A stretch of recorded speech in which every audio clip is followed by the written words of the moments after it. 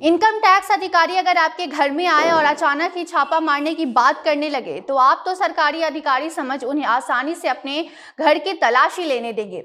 एक एक कमरे में जाकर सारे परिवार के सामने छापा मारा जाता है और 25 लाख कैश और 10 लाख ज्वेलरी आंखों के सामने से ही जब्त कर लिया जाता है।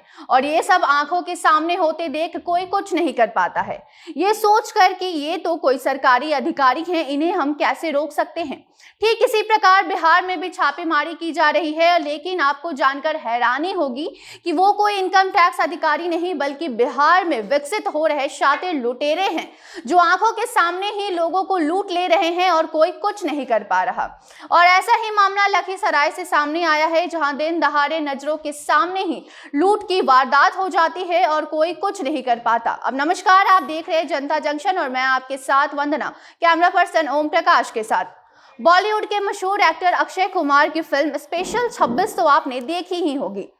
फिल्म को अगर याद करें तो इस फिल्म में दिखाया गया था कि कैसे सीबीआई की नकली टीम बनाई जाती है और व्यापारियों के घर पर छापा मारा जाता है, जिसके बाद उनके घर से कैश और गहने लेकर लुटेरे फरार हो जाते हैं। ऐसा ही मामला बिहार के लखीसराय के जिले से सामने आया है, जहां एक बालू व्यापारी के साथ भी स्पेशल 26 जैसी ही वारदात हुई है। फर्क सिर्फ इतना है कि फिल्म में तो नकली सीबीआई टीम बनकर लूट की जाती है और असल जिंदगी में फर्जी इनकम टैक्स अधिकारी बनकर 7 लोग आते हैं, जिसमें धमकाते हैं और 25 लाख कैश और 10 लाख के जेवरात लेकर वहां से फरार हो जाते हैं।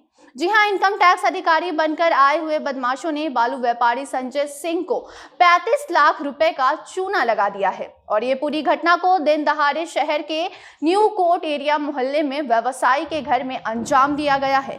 और जब लोगों को पता चला कि कोई इनकम टैक्स अधिकारी नहीं बल्कि चोर उचक्के हैं, जिसके बाद इस पूरे मामले को लेकर थाने में शिकायत दर्ज कराई गई और व्यापारी के घर वालों के मुताबिक दिन में स्कॉर्पियो से फर्जी इनकम टैक्स अधिकारी बनकर 7 लोग आते हैं, जिसमें 5 पुरुष और 2 महिलाएं भी शामिल हैं। वो 7 बालू व्यवसायी संजय सिंह के मकान में अचानक से घुस जाते हैं और उनकी पत्नी और 3 बच्चों को अपने कब्जे में लेकर डराते हैं। धमकाते हुए उनके मोबाइल भी लेकर अपने पास रख लिया जाता है।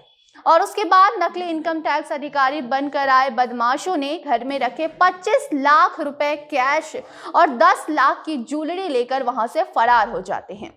उस वक्त बालू व्यवसायी संजय सिंह घर में नहीं थे, जिस वजह से जल्दी में उन्हें फोन कर घर बुलाया जाता है। और जब वो घर आते हैं उसके बाद उन्हें भी बदमाशों ने खुद को इनकम टैक्स अधिकारी बताकर ऑफिस आकर अपने सामानों को लेकर जाने का झांसा दिया और संजय सिंह को घर के अंदर करके मेन गेट बाहर से बंद कर दिया और वाहन से लेकर वहां से फरार हो गए। यानी कि उनके वाहन भी लेकर वहां से बदमाश फरार हो चुके हैं। और शातिर बदमाश की खुरपाते दिमाग तो देखिए, जाते जाते वो अपना पता भी बता जाते हैं। जी हाँ, और वो भी इनकम टैक्स कार्यालय का।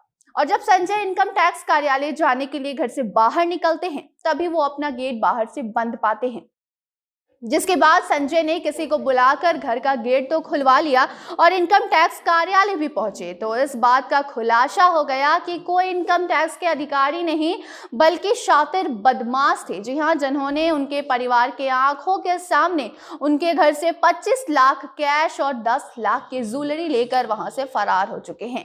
जिसके बाद संजय ने तुरंत कबैया थाने को घटना की सूचना दी, जिसके बाद कबैया थाना अध्यक्ष राजीव कुमार घटना स्थल पर पहुंचते हैं और संजय और उनके परिवार से घटना को लेकर पूछताछ कर सारी जानकारी लेते हैं। और साथ ही घर में लगे सीसीटीवी फुटेज की भी जांच की जाती है, जहां बदमाशों के आने जाने से लेकर गाड़ी की रिकॉर्डिंग तक मौजूद थी, जिसे पुलिस अपने साथ ले गई। पुलिस सीसीटीवी फुटेज के आधार पर बदमाशों तक पहुंचने की कोशिश कर रही है और इस संबंध में जिस प्रकार से परिवार वालों ने सारी जानकारी दी है, किस तरीके से 5 पुरुष और 2 महिलाएं इन बदमाशों में शामिल थे, उसी आधार पे उन्हें तलाशने की भी कोशिश जारी है। तो जिस तरीके से बिहार के बदमाश चोरी करने का तरीका बदलते जा रहे हैं, ऐसे में एक तरफ जहां सावधानी बरतने की जरूरत है, तो वहीं दूसरी ओर ये सवाल भी उठता है कि इनके पास इतनी हिम्मत आती कहां से है। क्या इनको प्रशासन का खौफ नहीं है या फिर इन्हें ये पता चल चुका है कि हम कुछ भी कर ले हम पे क्या ही कोई कार्रवाई कर पाएगा। ऐसे में पुलिस प्रशासन को शर्म आनी चाहिए कि कैसा खौफ आपने बना रखा है कि कोई आपसे डरना तो दूर दिन दहाड़े लूट की घटना को अंजाम देकर चला जा रहा है। ऐसे में ये पहली घटना नहीं है, आए दिन बिहार में ऐसे कई घटनाएं सामने आती हैं जो पुलिस प्रशासन पर बहुत बड़े सवाल खड़ा करती है। ऐसे में इस मामले में आगे क्या कार्रवाई होती है और क्या कुछ नई जानकारी निकलकर सामने आती है, हम आप तक ये भी जरूर पहुंचाएंगे। तब तक के लिए हमें दीजिए इजाजत और देखते रहें जनता जंक्शन। धन्यवाद।